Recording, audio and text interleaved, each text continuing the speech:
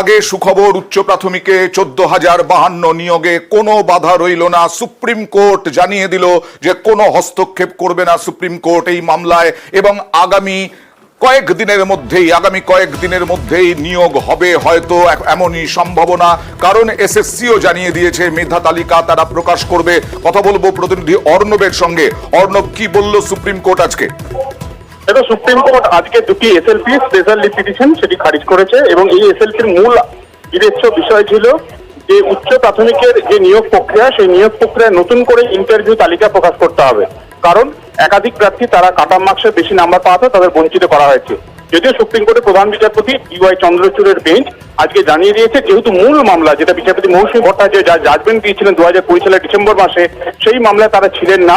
কাজেই এই ক্ষেত্রে তারা নতুন করে সুপ্রিম কোর্টে এসে আবেদন রাখতে পারেন না এবং তাদের আবেদন খারিজ করা হচ্ছে। অর্থাৎ কলকাতা হাইকোর্ট 28 অগস্ট যে রায় ঘোষণা করেছিল বিচারপতি তপব্রত চক্রবর্তী এবং বিচারপতি পার্থসারথী চট্টোপাধ্যায়, যে 14,052 শূন্যপদে নতুন করে মেধা তালিকা চূড়ান্ত তা প্রকাশ করতে হবে এবং তার 4 সপ্তাহের মধ্যে তাদের কাউন্সিলিং করে নিয়োগ দিতে হবে, অ্যাপয়েন্টমেন্ট লেটার অর্থাৎ এক্ষেত্রে নিয়োগ সুপারিশপত্র দিতে হবে এসএসসিকে। সেই প্রক্রিয়া আপাতত কোনো আইনি জটা রইল না, বাধা মুক্ত হলো। যদি অর্ণব আসবো, চাকরি প্রার্থীরা কি বলছেন শোনাবো, তারপরে তোমার কাছে আবার আসবো। আমরা যতক্ষণ না পাচ্ছি প্যানেল, ততক্ষণ আমরা কোনো কিছুতে বিশ্বাস করছি না। আমরা যতক্ষণ না ওয়েবসাইটে দেখবো ততক্ষণ আমাদের ভরসা না। ওয়েবসাইটে দেখবো, তারপরে বুঝবো। আমাদের দাবি আছে যে পুজোর আগে কাউন্সিলিং শেষ করে জয়েনিং সম্পন্ন করতে হবে, ফার্স্ট কাউন্সিলিং যাদের হবে তাদের।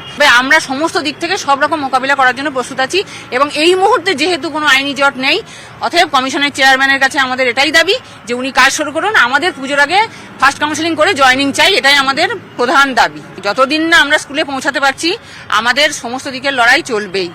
সত্যি বলতে আমাদের সত্যের জয় হয়েছে। মহামান্য হাইকোর্ট নির্দেশ দিয়েছেন তাদের কাউন্সিলিং প্রক্রিয়া সম্পন্ন করার এবং 28 নভেম্বরের মধ্যে সমস্ত চাকরি সুনিশ্চিত করে তাদের জয়েনিং প্রক্রিয়া সম্পন্ন করার। তো সেই সূত্রে কোনো আইনি জট ছিল না, এবং আজকে আমরা সুপ্রিম কোর্টের এই রায়ে আমরা সত্যি খুব আমরা আনন্দিত। আমি অর্ণবের সাথে আরেকবার একটু কথা বলতে চাই, সেটা হচ্ছে যে অর্ণব, কোন রকম সময় সীমা বেঁধে দেওয়া, কারণ ইতিমধ্যেই এসএসসি মেধা তালিকা প্রকাশ করার কথা জানিয়ে দিয়েছে, ঘোষণা করে দিয়েছে। 28 আগস্ট কলকাতা হাইকোর্ট যে রায় দিয়েছিল সেই রায়ের ওপর কোনো হস্তক্ষেপ আজ শীর্ষ আদালত করেনি। এর অর্থ হাইকোর্টের রায়টাই শিরোধার্য হলো সুপ্রিম কোর্টে। সেক্ষেত্রে 28 আগস্ট রায় বলা হয়েছিল এই অর্ডার কমিউনিকেট করার সঙ্গে সঙ্গে অর্থাৎ 4 সপ্তাহের মধ্যে, অর্থাৎ 28 আগস্ট থেকে 4 সপ্তাহের মধ্যে নতুন মেধা তালিকা 14,052 জনের প্রকাশ করতে হবে ফুল সার্ভিস কমিশনকে। সেই জায়গায় সম্পূর্ণভাবে আইনি বাধামুক্ত।